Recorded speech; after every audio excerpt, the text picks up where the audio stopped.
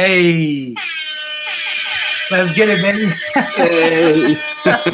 Yo, welcome to Friday Night Gaming Podcast, episode number 5. I'm your boy Trigun411, and I'm going to introduce you to my co-host, Sai. My co-host likes to skinny dip with his clothes on. Sai, go and introduce yourself to the people. That's so stupid. Hey, bro. It's lit. Yo, you could catch me on Twitch at twitch.tv/Scythex and twitter.com/Scythex_. What's up? Hey, that's what's up. Yeah. So, just to let you guys know, we have we've gone completely digital. You can catch us on iTunes, Google Play, and YouTube. Essentially, you can download us. You know, we have those links available, and you can check those in the chat. So make sure you go ahead and hit us up on there. And you know, whether you have Android or iOS, depending on what you have, you can find us on those particular devices. You know, on those pieces of software, whatever have you. And yeah, let's dive into it, baby. So Just quickly, with iTunes and Google Play, the new episodes go live roughly, 5 to 10 hours after our YouTube goes offline. So it takes a little bit of time for it to refresh, but keep an eye on our Twitter. We'll announce it. Yeah, no, definitely. And listen, we appreciate all support. We're young in this game, but we're young, we're up and coming, baby. So let's get after it. Real quick, we're going to dive right into, you guys know how we do. We usually have it formatted. We're going to dive into what happened Friday night, my guy. Sai, go ahead and drop some science. What happened? What happened to us last night, Brett? All right. Well, basically, the Friday Night Gaming crew had a sub. We had to replace G-Dubs because shout out to G-Dubs, man. You were with us in spirit, but you weren't there for it. Hey, G-Dubs. Let's go. Yeah, so our boy Bobby Sherm took his place. Yo, shout out to Bobby Sherm for sure. Dove into some missions, and basically we were able to complete all the prep missions and the setup missions for the final Act 3 in the Doomsday Heist. Every Friday night we do a little bit at a time so we can build to that finale. Our boy Sean's has missed out on the finale twice, so we gotta get them pillows are strong, my guy. Yeah. So we got to get him in this last one, and once we complete this last one, we can just replay. I think any of the 3 we can replay at any time. So yeah, no, we can definitely rolling in that dough. Definitely replay it. That final setup mission, can we talk about that for a second? Bruh, trash, my guy. That mission, top 5 worst missions I've ever played in video games. It was so bad. So bad. It took probably 30 to 45 minutes for me to fly around in a plane that was awful at turning. Horrible. Yeah, and I couldn't even tell you how long the mission took because I was asleep for half of it. Facts. Continue. And like as I'm like flying around, I'm trying to avoid helicopters shooting me down or shooting us down. I'm dodging, surface to air missiles from the turrets. I'm trying not to crash into the mountain that we're flying around while trying to bomb the turrets at the same time to take them out. We had to get 12 turrets. It was such a pain in the ass. I think you guys were on like the guns trying to shoot down. We were on the guns, but we couldn't because Sai was trying to bomb the turrets on the ground, so he had to go up and down, and we're trying to shoot helicopters out of the sky. So like he would go down, we would need to go up. Like it was a disaster, dog. It was so bad. And like Shanzo was flying when we first tried it, and he didn't do bad at all. So no, I know what you guys are talking about because when I was on the gun, every time Shanza was making a turn to like fly around like a mountain or avoid something, anytime I had aim on a helicopter, it was completely gone. like I was just flipped upside down. I had no idea what the hell was going on. So I get it. It was a pain in the ass. It was like a potato sack race with a blindfold. Like you got like 3 legs and you trying to move at different times. Yeah. Like, it was not a good look. Exactly. So that was a pain in the ass. I'm so glad we got that done. I feel like I got the hang of it. Like after 30 minutes of failing. So we had 12 turrets to knock out. It to be fair, Cy did a hell of a job. I'm just going to bust his ball. He probably from turret 12 to 10 took him about 30 minutes, and then the rest from 10 to 1 took like 5 minutes because he got the hang of it. And then shout out to Shaunsa because that last turret though. Dude, crazy. He sniped that shit. I thought my boy was sleeping.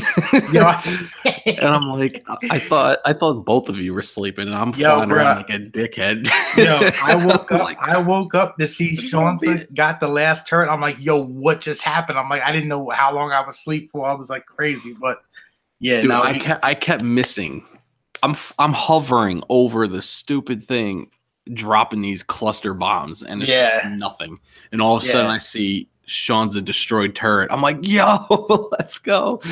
Yo, it was crazy. It was so crazy. But shout out to Shaunsa. Next Friday, definitely come finale. Come join us. We're gonna be rocking the finale. We might stream, we might not, who knows? But that's gonna be dope. But shout out to Sherm and Shaunsa for rocking with us. For real. Friday Night Gaming Crew, for real. Before I got on, you were having a little trouble, I was hearing. Why don't you talk about it? By the way, we got on, Sherm got on. Sherm got into it with this dude, Robo Douche, aka Robo Matt. So they were killing each other back and forth. I get the Coke ready in the Coke house. I bring the Coke outside to these UPS trucks or whatever. Yo, all of a sudden, out of nowhere, mad bombs, like World War II style bombs, hit my trucks, destroy $144,000 worth of cocaine that I was trying to sell in the game. Don't report me. That I was trying to sell, and like, oh my, this dude kept coming at us. Robo Matt kept killing everybody, and then finally we got him. But it was like so ridiculous, man. But you lost all your product. I lost all my product that it took me like 7-8 years to build up. But in real time, like it did take me kind of long though. Low key, I was triggered a little bit, but I logged in a bit late, and as soon as I got in, I was immediately like in a gun battle with someone else. Like, they started just Robo Matt, and then this other dude we ran over started killing people. It was like a savage. It was a savage match. I spawned in with my helicopter, and I was flying over to kind of help you guys deliver your supplies. Yeah. And all of a sudden, this dick with a plane just comes out of nowhere and suicide bombs me. My helicopter just blows me up for no freaking reason. It was like, this guy. So it was terrible. Yeah, dude. And so like for the next 30 minutes, I was just like, I'm killing this guy. We didn't even start missions because dudes was triggered trying to kill these crazy. I had to go after him, and that map was sick. He kept killing me though. He kept killing me with like the dumbest shit too, like shooting fireworks at me. He got you with them 4th of July joints. He was like, he was launching flares at me, and I would just catch on fire and just die. Like, that's crazy. That's crazy. All right, well, we're gonna move on to our next segment. This week in gaming.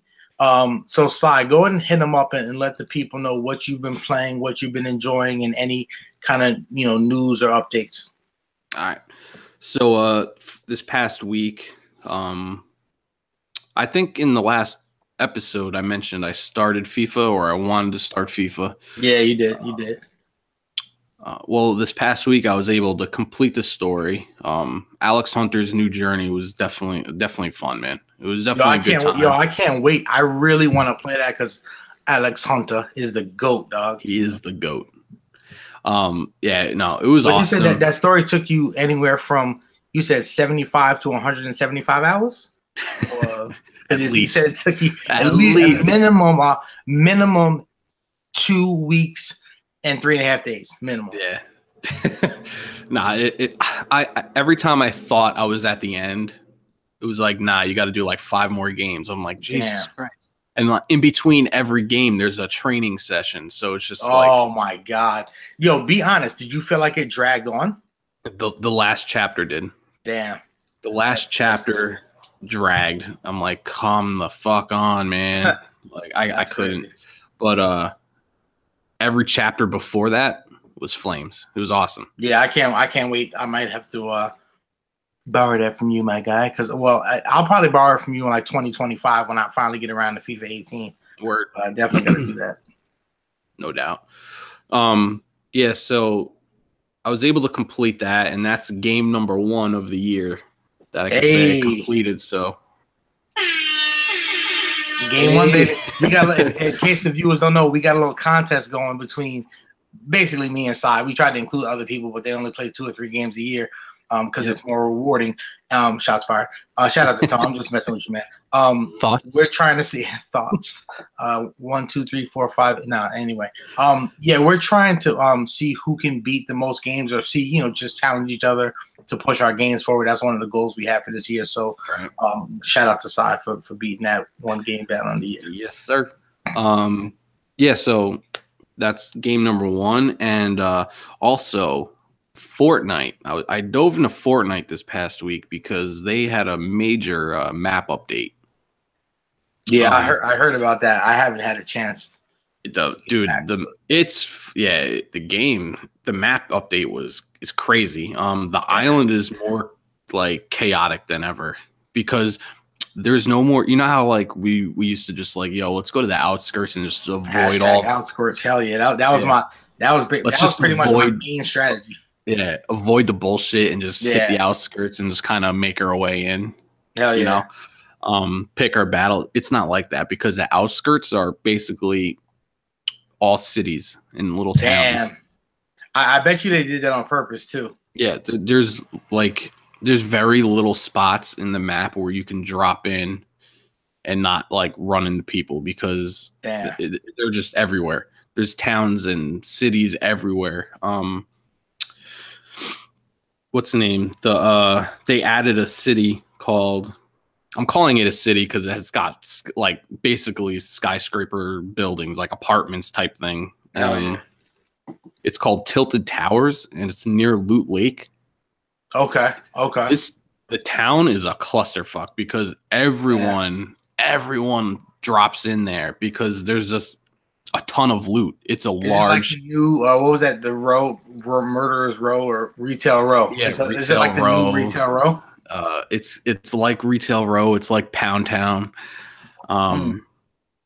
It's just a large area where there's multiple spots for loot, so everybody tries to go there. Yeah, that's crazy.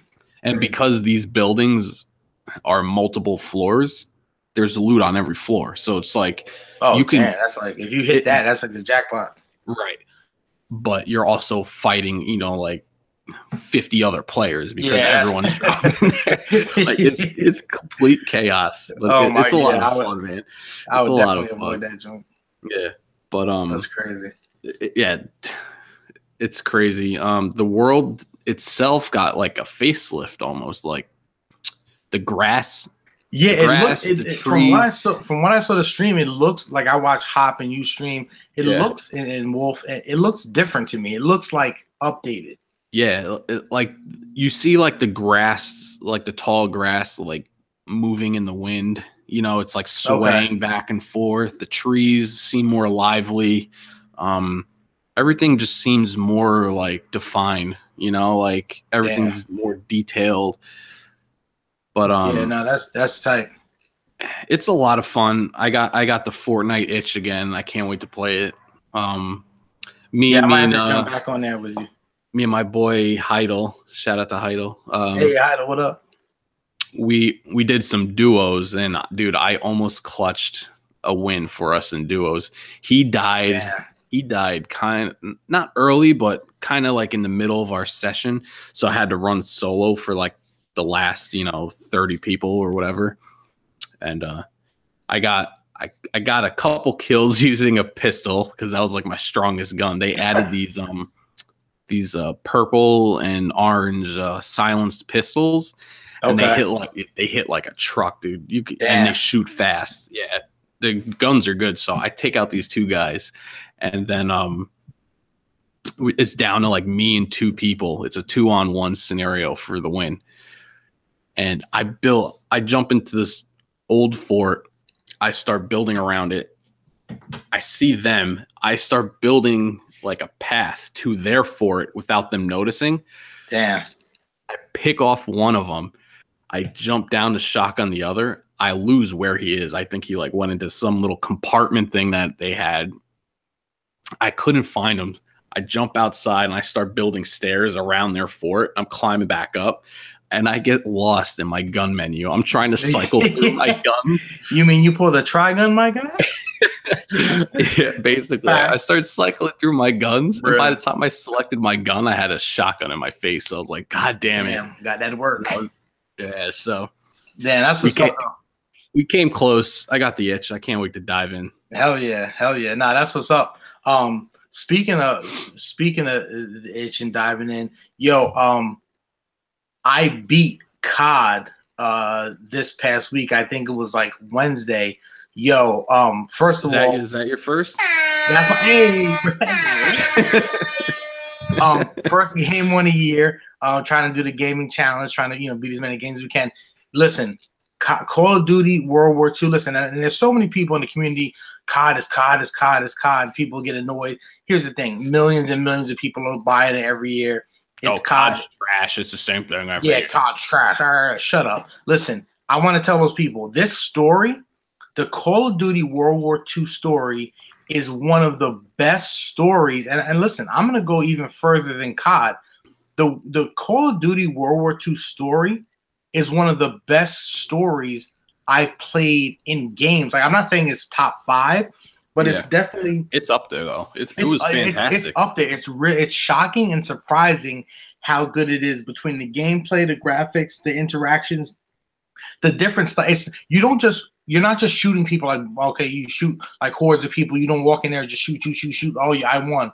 There's a story. There's character development. There's so much to it, man. Like the cut scenes are unbelievable. So Call of Duty World War II. If you haven't picked it up, even if you're gonna GameFly it or rent it, Redbox or whatever, do that because the story is worth playing. And the multiplayer,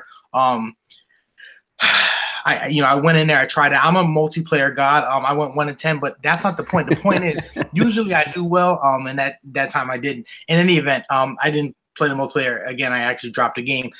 So moving forward to my game of the year 2017 confirmed, I started the greatest narrative in the year of 2017 confirmed, aka that rubber duck, aka Bubble Bath Simulator. Bubble Bath Simulator, walking simulator, aka I turned from a bird to a snake to a cat to a little girl in her bed that like did something to herself. I don't even know what happened. I started Edith Finch. Long story short, I started What Remains of Edith Finch. The basic background of the story: Edith Finch is a teenage girl who her entire family died.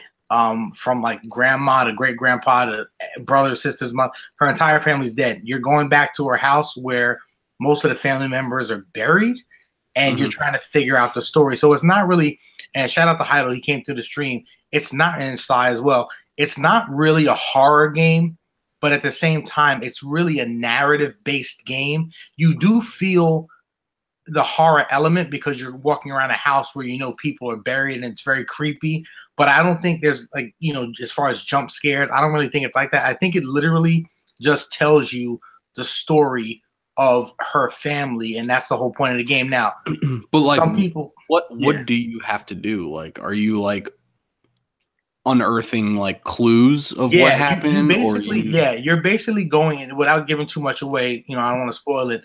You go from each room in the house, and each room belongs to a person that's deceased. So when you go into the room, you learn about those people through different items like a comb, a diary, a dresser, a mirror. So you learn about the family members and you learn about what happened to them. And there's a lot of like family secrets, things that, the mother didn't tell you, so on and so forth. So I'm not going to give it too much away, but I really am enjoying it. It's mad weird, right? Because like the first time I turned into a cat from a bird, to a shark, and then I was a snake that had to eat humans. Like, anyway, it's mad weird, but I like weird stuff. So it's actually a really cool game, and I'm really enjoying it. I'm hoping to beat it. They said it's not that long. I'm hoping to beat it, by next week, so then I can dive into either The Last of Us Part 1 or Hellblade or one of the other 57 games that I have in my backlog. But anyway, I want to try the Hellblade. Yeah, I do want to try that Hellblade because especially since that chick won like best actress in a thing, and she's like a video editor. But definitely check out Edith. If you're a weirdo, check out Edith Finch because it's cool. Or you just like narratives like me, or you're a weirdo because I'm a weirdo. In any event, we're gonna move on to the next segment. So we're gonna jump in. What's on your mind, Playboy? What's on your mind? Hey, listen. All right, now I'm gonna go first, right? So let me breathe. Okay. Initially, this was going to be the rant of all rants. Hashtag Don LaGreca style rant. Yeah, I was disappointed. I know. I was going to go off. I was going to curse. Sorry, Dad.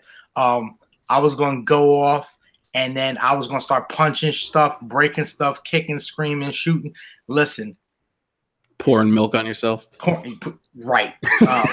And honey. Whoa, we're getting weird. All right. Here's the reality. Nintendo Garbo. I'm sorry. Nintendo Labo. A.K.A. that cardboard simulator. A.K.A. that trash for $80. Listen. Let me explain something first. Nintendo cardboard. Coming at you. Nintendo. Michael Packer in 2012, and I put this on Twitter. Michael Packer in 2012 said, Nintendo's fans are so loyal that you could put out a piece of cardboard. And then he said, what up, Nighthawk? Shout out to Hawk. Hold on. He goes, I want some of that Nintendo saran wrap. Bruh, listen, you joking, but make sure you get that DLC, that aluminum foil DLC. You can turn that shit into a ship and put it in the put it in the ocean and float on it. Listen, Michael Packer said, Edith Finch rubber ducky in it. Hey, Edith Finch, shout out. Michael Packer said in 2012, Nintendo fans are so loyal, you could put out a piece of cardboard. Then he said, no, wait, they're not that stupid to make cardboard. He said, you could put out, a cardboard box with the word Nintendo on it and people would buy it. Here's the reality. I want to break something down for the people. Nintendo gave birth to me as a gamer back in the day, right? I rocked with Nintendo. That was my first thing. Nintendo's cool. Here's the thing. Nintendo's a genius company. They're the most intellectually gifted company in the entire gaming industry. Here's why. They've been selling you the same game for 35 years. Zelda and Mario, they've been selling you the same game for 35 years, tweaking it. They're like a Madden, but actually good. They've been selling you the same Mario and Zelda for 35 years. People have been buying millions of it. They have the #1 game of all time, Wii Sports, that sold 96 million or something like that. Nintendo's a genius company. My hat goes off to them. They know how to make money, and they rely on the blind allegiance and the ignorance of some of their customers. Here's the reality. And Nintendo makes some awesome games. I can't knock them. Zelda was an awesome game from what I've heard. My problem with this cardboard is this. If I showed up at your house for your kid's 5th birthday party and I handed them a piece of cardboard and I'm like, happy birthday, fam, you would be like, what the you doing, Charles? Like, you would be like, are you a scumbag? Get out of my house. But yet, I'm going to show up with Nintendo Labo and you're going to be like, yo, this is fire, dog. This is so innovative. Nah, here's the reality. If the Nintendo cardboard, now there's 2 packs you can get. Now does the Nintendo cardboard come in a cardboard box that you have to open? That's actually a great question. I think it actually does, but you can't use that cardboard because it's not color coded and doesn't have labels. And that's the only difference between it doesn't say Nintendo on it. here's the thing: the Labo, there's a variety pack for $70, and then there's the robot pack for $80. Now, granted, the packs after watching it. Now, I talked to my brother Sherm. He convinced me, okay, watch the video, see what it's about. When I checked it out, you know what? The reality is this: it's kind of cool, and I'm not just gonna be like, it was trash. It's kind of cool. Here's the problem I have with it: it's cardboard. Cardboard that cost $80, my guy, or $70. Wait. Say that again. It's cardboard. Cardboard. For $70. It's cardboard. Here's the problem. Google, you can go to GameStop. Yeah. You don't even have to go in the store. You can go around the back. There's a box behind the store. Says trash on it. You pull Actual out the facts. cardboard, and boom, you just got yourself a free Labo. Like exactly. And here's the thing. So it is something. Well, I can't even say it's innovative because you used to have cereal boxes back in the day. We used to cut shapes out and you can put them together. So it's not that innovative. Nintendo's a genius for doing it because all these parents are like, oh, my kids can be creative and play with cardboard and make different shapes, and they're gonna buy it for $80, which is fine. Cardboard paper cuts are the worst. Yeah. Watch out for them paper cuts. But here's my problem. That while playing a video game. Yeah. So here's my problem. Google made these Google cardboard, and where you could kind of like a virtual reality thing. They sold it for $5, and they put instructions online. Like if you didn't have the money to pre-order it or pay for it, they put instructions online to how you could make your own. Here's the thing, Nintendo, drop the price, dog. Like you guys have been charging ridiculous. Yo, by the way, Nintendo's a money grab company forever. I mean, most of them are, but Nintendo, drop the price, dog. Why are your controllers $70? They don't do anything different than a normal controller. Like, why is your base price for everything so expensive? My problem with the Labo is this: it's the price. Simply make the Labo $10. The variety pack has 5 things in it. Make each one of those things like $5, $6. Okay, and let people buy what they want. If they want to make cardboard animals and put the Switch in it, that's fine. Sell it for $10. Don't charge these people $80 and $70. And I'm coming at this not as a Nintendo hater because I don't hate Nintendo. I actually love Nintendo. I'm coming at this from a consumer standpoint. Is this good for gaming? Is what part of the game is this? Does this help consumers? No, it does not. It's a money grab, and they're taking 100%. Advantage of people, and that's 100%. That's my problem with it. Not to go on for too long, but real quick. So, Cy hit me up this past week, and he was like, "Yo, Craig Carton's on Twitch," and I'm like, "What?" Now, those of you who don't know Craig Carton, he's he had a sports talk morning show with Boomer Esiason in the state of New York, and I think it was the #1 sports talk radio show. It basically reached the tri-state area. Yeah, the tri-state area, parts of Pennsylvania. Like it was out there. Yeah, so he was a co-host. It was Boomer Esiason, who played for the Jets and the Bengals, and it was him who he had a kind of a career in radio broadcasting, but he came to 660 WFAN, and so he was a big time host on the #1 radio show on on 660 in the morning. He ran into some trouble with some kind of Ponzi scheme and ticket selling. Now, we don't know if he did it or not because his court case is not till September 2018. But either way, the fan let him go. So Cy hit me up last week and he's like, "Yo, Carton is on Twitch." And I'm like, "What? What the hell is he doing on Twitch?" So I didn't even believe him at first. And I popped into Twitch. And I heard him talking. I'm like, because his voice is very like, "Hey, Craigie," like, blah, blah, blah. Like his voice is very distinct. You can pick him out, definitely. Yeah. So I'm listening. I'm like, "Yo, this dude is really playing." So I'm like, he's playing Rocket League, which I'm the Rocket League god. So I jump in there, and he's like, "Who wants to play?" And I'm like, "Me." He's like, "Well, hold on, yo." First, I'm like, "Yo, play Try. He's a legend." Yeah, facts, my boy. I was like, telling him like, "Yo, play him. He's a legend. Play him. He's mad good." Yeah, and shout out to you. You were like, I was kind of like just being a dick about it because I was like, he ain't gonna play him anyway, Oh yeah. And I didn't think he would, and then he was like, He's like, all right, Trigun, you want to play? And I'm like, what? So I run out the bathroom, run downstairs. I'm like, yo, I got to get on. So I hopped on, got into a game with him, side jumped in the game. I think we were playing like 3-on-2.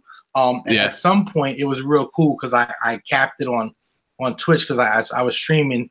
At one point, Craig goes, Trigun's good. And I'm like, yo. And so it was a real cool experience just because the dude, I mean, he was on a #1, sports talk radio show in the tri-state area. Like, he's crazy entertaining. And he was what I listened to going to work every morning. And what most people in the tri-state area listen to. So it was a cool experience. For sure. And he's a mad cool dude. Shout out to him. I hope everything, works out with the court case and everything. But he's a real cool dude. So me and Sai got a chance to play with him in Rocket League this past week. So Sai, tell me what's on your mind, playboy. I gotta breathe for a second. That D2 now you guys know I'm a big Destiny head. Hey, over 22,000 hours confirmed. Basically. They came out with a very long dev update blog post. Now,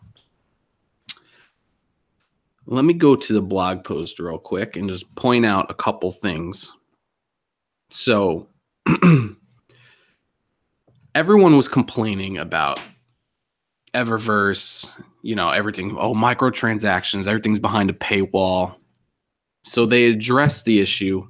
They're going to, make earning the gear through the Eververse vendor easier.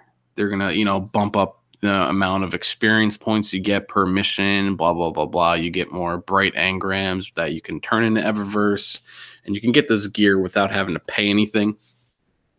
Is Eververse now? Forgive me. This is for all those noobs. Is the Eververse like a faction, or is it just like it's just a vendor where you can buy that new emote that everybody has. Okay. Get that new shader. You can get a Sparrow, Ghost, whatever, and you can either earn it by RNG dropping on a bright engram that you earn, or you can just straight up buy silver, go into Eververse, and just start purchasing them like crazy. Okay. So everything's behind a paywall. You wanted something cool, you had to buy it, basically. Damn. So they addressed that a little bit. They're gonna rework the Masterworks. They're gonna try and make it more usable. They're gonna add it to the armor. They're gonna give raid armor. Now, I don't know if you remember, I mentioned this quite often that the biggest problem with the armor in the raid was it had no perks to that raid. Okay. Like it didn't give you, a special, ability or anything that benefited you in the raid. So they're going to start bringing that back, and they're going to bring back 6v6 in the Crucible. Damn. Yeah, bad people wanted that from what I understand. Like all the complaining, like people were like, what happened to 6v6 and all that stuff? Yeah, they're going to bring back 6v6. They're going to add Rumble. And private matches, right? Yeah, and private matches. Now here's where it gets crazy, because as great as all that sounds, all they're doing is bringing us back to where D1 ended. Yeah. You know what I mean? Like, yeah. And I'm happy. I'm happy about that. I can't wait till it's implemented and we can actually dive into it. But when are we going to get the new stuff? When is someone going to sit down and be like, "Yo, this is a great idea. Let's do it." This has never been done before. Like when are we going to start seeing that? I feel like D2 took off on a road trip. Things were going well, and then you're like, hold on a second. Well, what about this? What about that? And then all of a sudden, you realize you've been driving in circles, and then like, we're back home, guys. We have everything 6v6, and you're like, whoa, we didn't go anywhere. Like, what's going on? Exactly. So it's really aggravating, and the Destiny community on Twitch was always like known to being like, I don't want to say the nicest, but they were always known to be like a nice community, like everybody they always seem helping cool, each other out, And let me tell you, it's not like that anymore. Everybody just it's so toxic. Like Bungie can't tweet anything out without getting shit on daily. Like, really? It's so that bad now? Yeah, it's that bad. Damn. Time they're like, oh, we noticed, people are having issues logging in. We're working on it. We'll let you know when the fix is live. And then somebody would be like, oh, where's my weapons? You haven't added it in yet. Like, it's just like they're taking jabs of like just random things in the game. And wow, it's crazy to see how toxic it's become. Damn. And I don't know. I don't know what else to say as far as that, because like this week is Faction Rally Week. Now this was their first event since the dev update. Okay. And they were supposed to add, new armor, new weapons, all these things.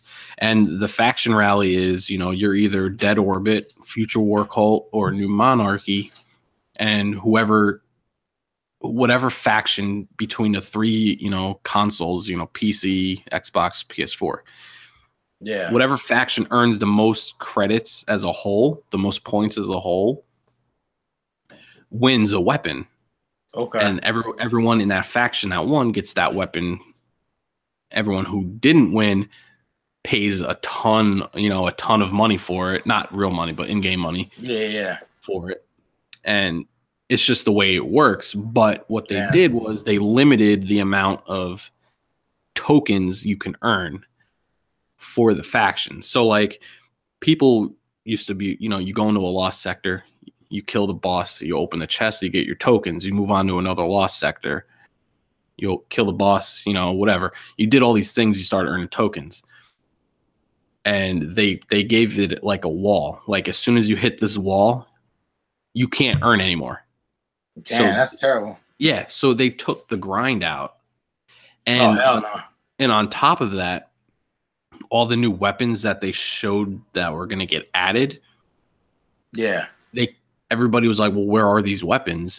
They're not dropping. And then one of the head of the development team, I think his name's Christopher Barrett, he puts out a tweet and he's like, oh, we forgot to mention all the new weapons and armor or whatever. They're not just for faction rally week. It's going to be sprinkled into the game throughout the whole season 2.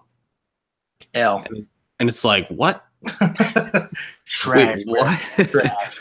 So that they completely like botched their first event since saying that they were listening to the community. They're listening. We're going to implement things. We're going to make things right. Here's what I have to say. And I'm not a Destiny guru. I mean, I dabbled with D1. I played D2. It's a cool game. Destiny can't get out of its own way. No, they really can't. I feel like, and I'm sure you share the same sentiment. Destiny could be a great game, but they can't stop screwing up. It's a first-person MMO. Like that's so friggin' rare in gaming. Like they're breaking grounds here of like what a game could be. Yeah. And they were hitting their stride in D1 when Taken King came out. Like it was crazy. And I don't know, D2 they fixed the biggest flaw of D1. They put an actual story into the game. But everything that D1 had right, they were like, oh no, we're not doing that. Yeah. That's crazy. I don't know. It's crazy. It's pissing everyone off, and it's just a waiting game of when is it going to be right. So, damn, that's crazy. Yeah, man. Shout out to the D2 fans. Y'all just gonna have to wait till it's great, my guy. Anyway, moving on real quick. Shout out to Cy for sharing that section. We're gonna move on to the main event. Now, the main event usually, we do 1 or 2 topics. This week, we're gonna kind of sprinkle in. We have about three or four topics, and they're very they're very straight to the point, kind of not a lot of discussion. So we're just going to move through the topics and sign out a comment on each topic. We're just going to start with David Cage. He's the founder of Quantic Dream Studios. They've produced several games, and one of the upcoming games that they are working on is Detroit Become Human. My game of the year 2018 confirmed. It's going to be good. It's gonna be real good, and I can't wait for it. So this article on Polygon, we'll put the link in the description. They basically talk about they're kind of accusing David Cage of allowing sexist and racist behaviors to occur, at the Quantic Dream workplace, and there's been some harassment allegations. Now, these are all, again, they're all alleged. So I'm very careful to say that. I believe that people are innocent until proven guilty. So I'll give him the benefit of the doubt. But there has been several allegations, and not just one person, that have come out and kind of said, like, there have been some sexist postings around the workplace, pictures posted of, him next to a male stripper and all that stuff. So I don't know what exactly happened within the workplace, but I know that David Cage came out recently and said, look, we're working with the LGBT community.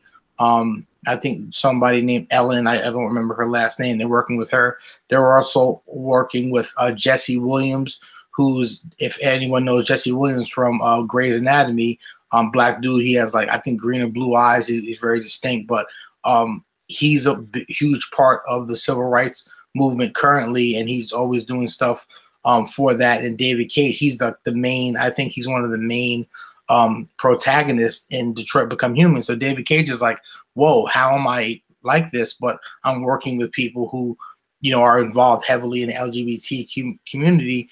And also I'm working with, Jesse Williams. So he vehemently denies the claims. But again, who's to say? These are all alleged claims. And I would say this, here's the reality.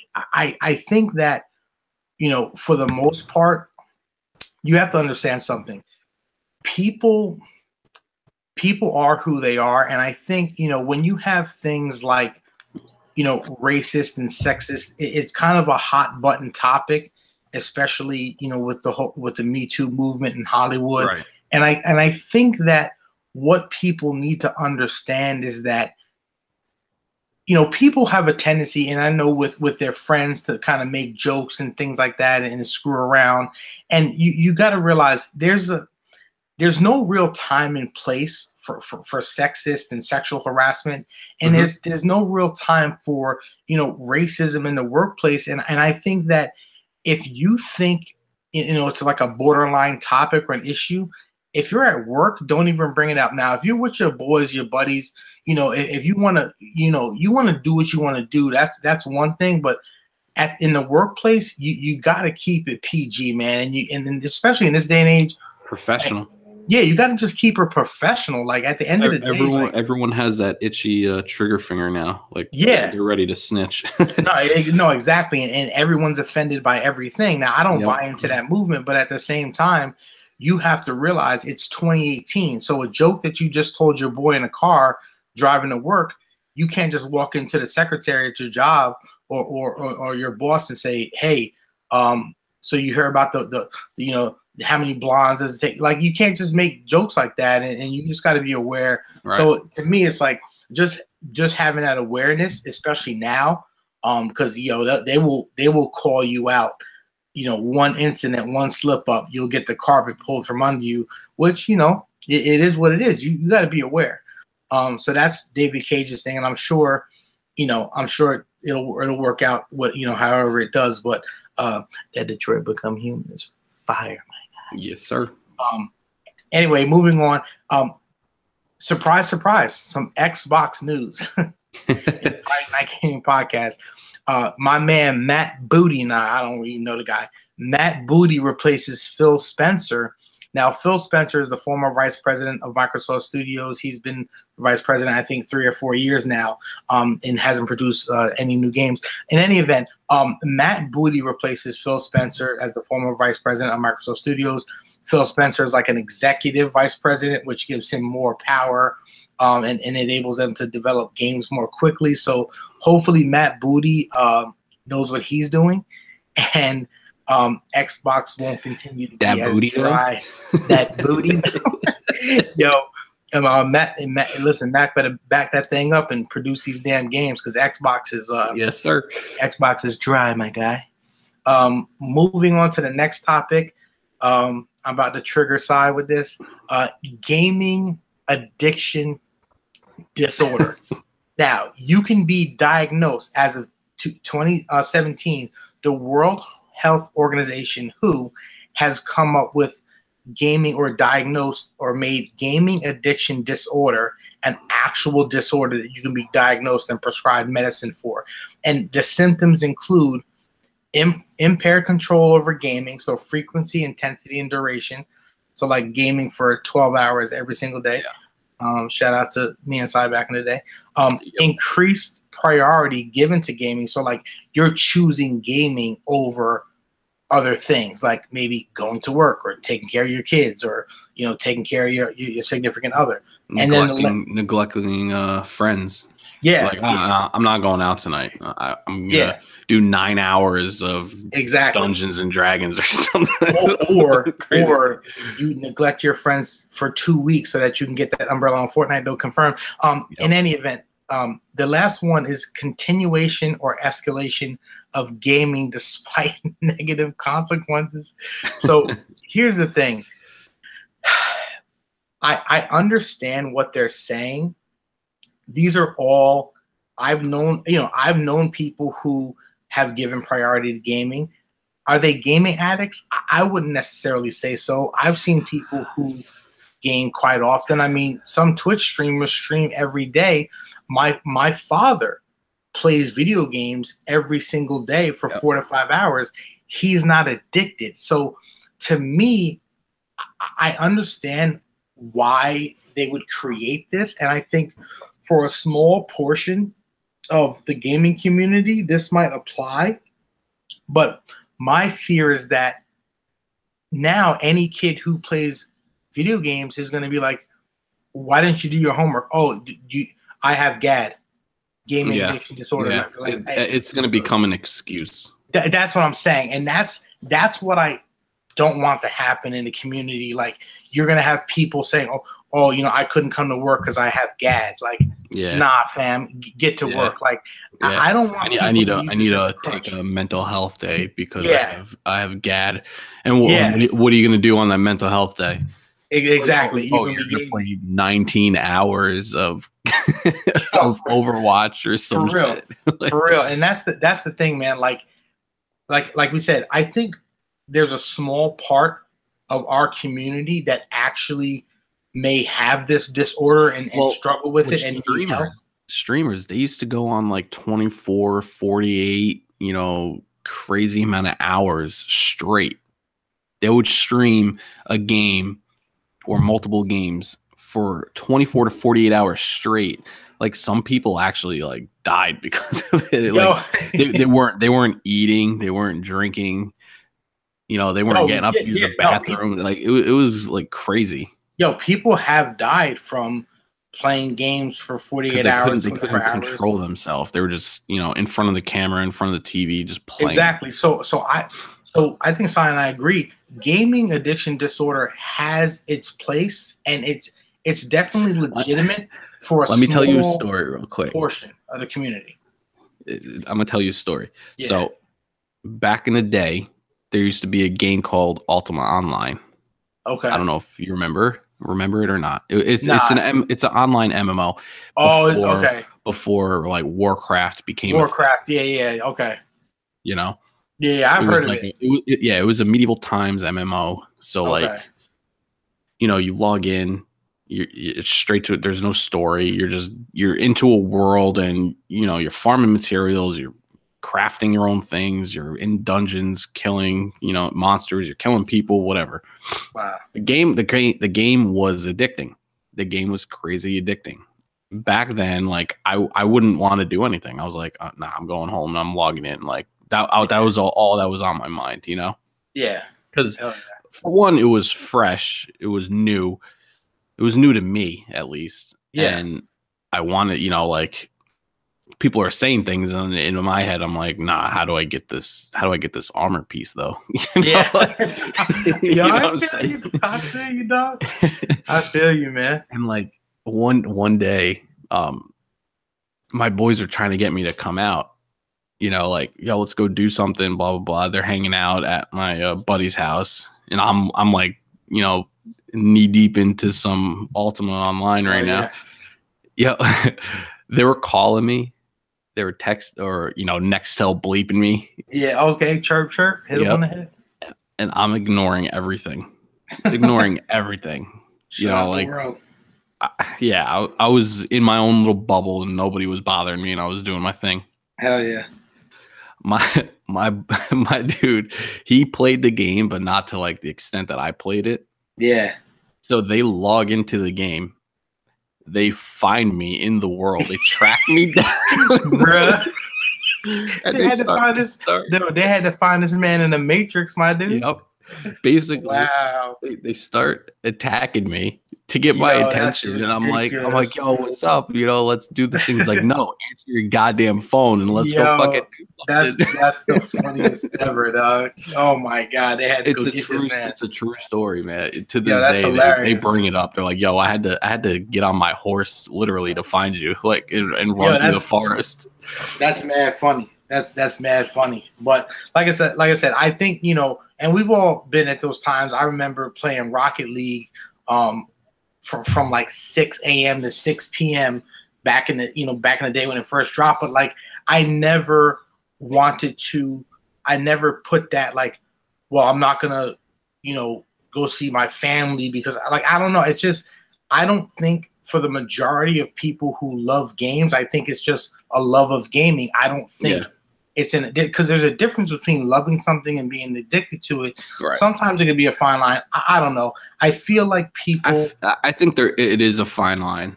Yeah, it definitely is. Like, and I think it all comes down to control. Like, can you control it? Yeah. Like can you turn it off and go to work? If you're to the point where you literally stop going to work, then you might have a problem. But like, if you're at work and you're thinking about it, or if you're in school and you're a kid and you're like, oh man, I can't wait to get home and play GTA or play COD or whatever you play, that's different. That's just being excited and loving something versus being crazy addicted. Last piece of news, real quick. Xbox Controller Elite V2. They have an Xbox Controller Elite V1. It's like $120. There's rumored to be an Xbox Controller Elite V2. Now, here's the thing, Xbox. And listen. Thoughts? Here's the thing, dog. Xbox, listen to me, bro. Listen. Phil Spencer, a.k.a. Matt Booty. Tell him. Listen, Booty. We need these games, fam. Yo, here's a reality. Stop making controllers. Start making video games, Microsoft Studios. Like, you need exclusives. Look at PS4. Look at you need a game. Here's that Xbox Slim. Yo, how do I know Xbox dudes who have more new controllers than new games? Like, and listen, before I hear in the chat, before I hear on the comments, oh, you're an Xbox hater, shut up. I had Xbox 360 and over 60 games, so shut your mouth, first of all. Okay, I love Xbox 360. I planned on getting an Xbox One until your man, what was that? Don Matrix came out and said, you have to be connected to the system for 24 hours. Shut up. I'm not buying that. So anyway, that's that. So Xbox, we need games. We need more competition because it's good for a consumer. And that's why I want Nintendo to do well. I want Xbox to do well and PS4 because more competition in gaming is better for the gamer. How can you compete with cardboard though, man? You know what? Actually, Sony and Microsoft are dead, bruh. That Labo is the God mode confirmed. What did that board meeting sound like? Well, I can tell you from this. I can tell you what the board meeting sounded like from this little meme cartoon I saw on Twitter. They were like, "All right, guys, we're here at Nintendo board meeting. Anybody have any ideas for how to push this Switch forward?" One guy raises his hand and goes, "We more amiibos? No, that's not a good idea. How about more games? No, we're just gonna port everything from the Wii U. Oh, Josh, what about you? I have an idea. Cardboard. Genius, yeah. Excellent. We're gonna sell cardboard for $80 and $70. Perfect. And then parents will pre-order it, and we'll see sales increase like exponentially. Oh, real quick, I forgot to mention. Last piece. Shout out to the Nintendo Switch though, because they actually won NPDs for December. They outsold Sony and Microsoft. That was expected, to be honest, to me at least. Yeah, definitely expected. I mean, it's a new console. It has the Game of the Year Zelda, and from what I heard, Odyssey or Godyssey, as some Nintendo fanboys call it, is pretty good. And also the Mario Kart obviously is going to sell. So Nintendo is doing their thing. I hope they keep rocking it out. If I find out, if any of my family members or friends, if I find that you bought that Nintendo Labo, I am going to take the cardboard and smack the out of your face with it. Okay, so I'm just being honest. I'm just gonna split your fingers apart and just cardboard paper. Yeah, cut we're gonna cardboard paper cut in between your fingers if you buy a piece of cardboard for $80. And anyway, no, I'm just kidding. You do what you got to do. If you got that discretionary money, send me your address because I'll rob you because I need some. Bonus content, real quick. I know hold on. You just touched on something. Okay. So when this thing goes live, it's gonna sell out so fast that people are gonna be paying $300-something on eBay for cardboard. I'm dead. Yo, that's a great point. Bruh, you know how Nintendo does. They put out like 2 or 3 copies, and then there's a million people that want it, and then there's gonna be clamoring. Oh my god, I'm actually gonna throw up right now. I just got done with my coffee. If I got that new Labo, it cost me $500. If I see somebody online buy that Labo for $500, I'm dead, bro. I will literally go in the garage, turn the car on, and leave it on with the door down. Like, I can't. Oh my god, I can't deal with it. But you know what? Here's the reality side. Somebody's gonna do it. You know why? Because people eat Tide Pods. Confirmed. People are just stupid, and that's the reality of the matter. People are stupid. That's why this Nintendo Labo is a phenomenal idea. They quote me. Nintendo Labo is a phenomenal idea in order to make money. It's a genius. It's a wonderful idea. It costs for the consumer 2 cents to make. For the consumer, you're an idiot if you buy it. You're an idiot. Idiot. All right. Anyway. Straight up. You're dumb. Okay. But for Nintendo, it's a genius move. All right. We've reached the bonus content section, my guy. So I just want to state this for the record. Cy and I are both sports experts. And we're probably like Francesa-ish, Craig Carton, Boomerish. We really, Michael K-ish, Don LaGreca. We predict everything correctly each week. So we're going to go back to 2 weeks ago. Cy, why don't you go ahead and tell them your predictions for the Super Bowl? Go ahead. The Patriots. Okay, they're still in it. The Saints. Damn, my guy. You ain't looking too good, bro. All right, you asked me. Who's in your Super Bowl, buddy? Bro, we're going to go back to back. We're going to go Patriots and my Falcons, my guy. Hey, damn. Yo, the Falcons trash, bro. So anyway, our predictions from 2 weeks ago were completely wrong. Yeah. We have the three greatest quarterbacks of all time participating in the AFC and NFC championship. And by greatest quarterbacks of all time, I'm talking about Nick Foles. Okay. Yep. I'm talking about Blake Bortles. Okay. Yep. And the third GOAT. Tell about your boy. Case Keenum. And then there's some other guy on the Patriots named Tom Brady. Casey Keenum. Case Keenum is the greatest quarterback of all time. That miracle in Minnesota. Bruh, that catch though, like that Stephon Diggs catch, not stepping out of bounds at the buzzer. It was a walk-off touchdown. Yo, that missed tackle, my guy. I actually feel bad for the dude who missed the tackle because he's internet famous. I think I sent the video. Yeah, you did. You sent it. when he was like, what was that move? Like he was dancing, like him falling over was like a dance move, and he was dancing, and like he was coming in with like Tom Cruise, like oh my God. Yeah, he's like the most famous person on the whole internet when he missed that tackle. Big For time. real. That was crazy. But he probably couldn't go back to New Orleans that night. Yeah, nah, definitely He had to hide out and like. And the funny thing is, like he actually the dude's last name is Williams. They said as far as the season, he's had a phenomenal season. He just messed up that one play. But listen, he's going to be one of the best corners in the game. They're saying. Yeah, that's what they said. But listen, when you Ray Finkle it, you know, laces out. Anyway, you know what I thought happened though? Yeah, to me it looked like he was ready to smash him. Like he was gonna smash Diggs. He was. And I feel like he noticed the ball wasn't there. Yes, I think that's exactly what he did. He pulled up not to take the penalty because that would put him in field goal range. He did. I can almost. I agree with that 100%. And what the problem is, he pulled up to not get that pass interference because that would have put him in field goal range, like you just said.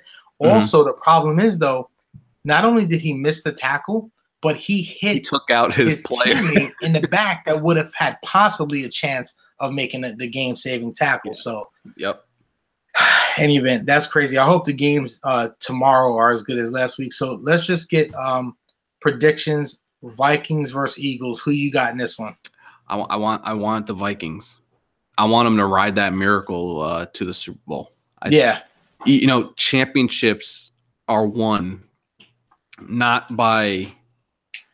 I mean, yes, it's won by skill, but there's always that one or two plays throughout the playoffs where it's like, yo, something special's happening here. Yeah. You know what I mean? Like in baseball, it's like, yo, he just hit that, you know, the guy who sits on the bench and never plays hit that one home run that won the series. Like there's always that weird sports moment that you'll never see coming. Yeah. And that's what the Vikings are riding right now. So I feel like they're going to go to the Super Bowl.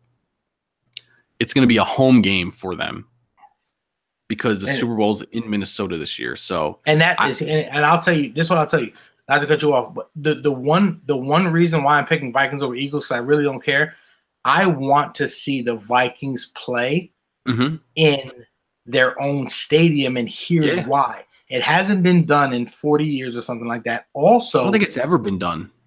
Really? I thought they said, but like before the NFL, there was like, maybe AFL stuff. Yeah, maybe AFL. Home game like because that. There's only like 3 stadiums, so someone's gonna be home.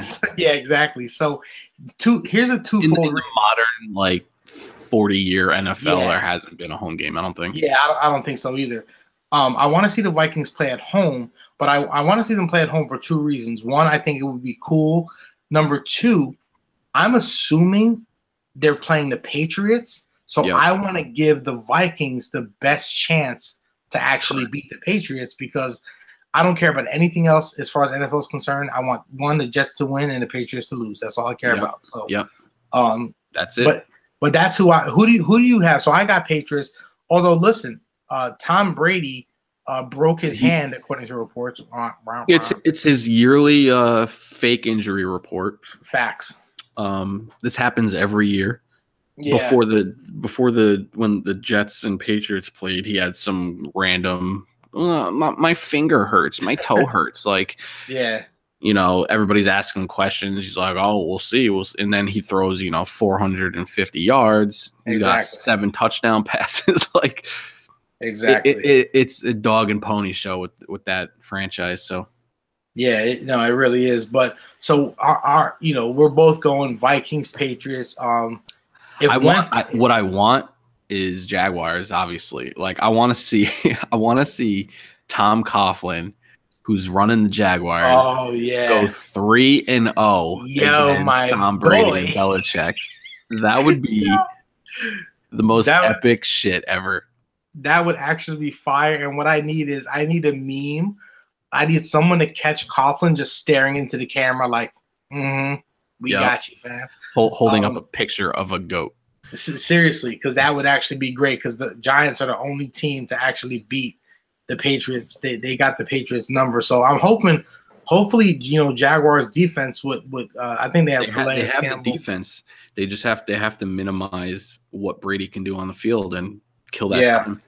Yeah, no, they really do. They got to run. They got to run Fournette. Yep. Fournette's got to be Fournette and just run the clock out and just beast mode it. Yeah, and listen, the defense is, I know, like I don't know the Patriots defense. I think they're like kind of middle of the road. I think they're okay. They're always bend but don't break. Yeah. So they're going to be competitive. They're gonna come up in the big moment and get that stop. Like. And here's the thing, right? You have Belichick as a defensive coach, so you have Belichick versus 3 backup quarterbacks in any of the team that he's going to face. So Jaguars, they have Blake Bortles, Vikings, and they have Keenan. So it's going to be Belichick versus a backup quarterback. And if history has shown anything, Belichick wins. Also, I read a stat. The Patriots, one of the refs from the last game that the Patriots played against the Titans, I don't remember the guy's name, but they said on Sports Talk Radio, that guy, when he's reffing, the Patriots are 3-0 when he's in the game. So, like, not to add fuel to the fire, but honestly, do I really think the refs actually played for the Patriots to win? It seems like it. It seems like I do actually. It seems like it because every game, every friggin' game, you get this weird bullshit call, and you're like, what penalty is that? Like, and it's like, in rule book, 35 of section 24B, unit 4, and it's like, what?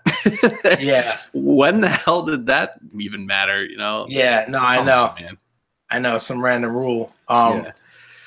But yeah, so that's our predictions for the to point out games. The remaining 3 teams other than the Patriots. Now the thing with the Patriots again is they're going to be the best defense in a shootout. You know what I mean?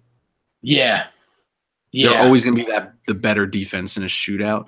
But what's different is the Vikings, Eagles, and Jaguars, I believe, are the top 3 defenses in the league. I think they are too. So no matter, the Patriots are playing a top defense tomorrow, and then whoever they get in the Super Bowl is going to be, 1 or 2 in defense. So it's crazy.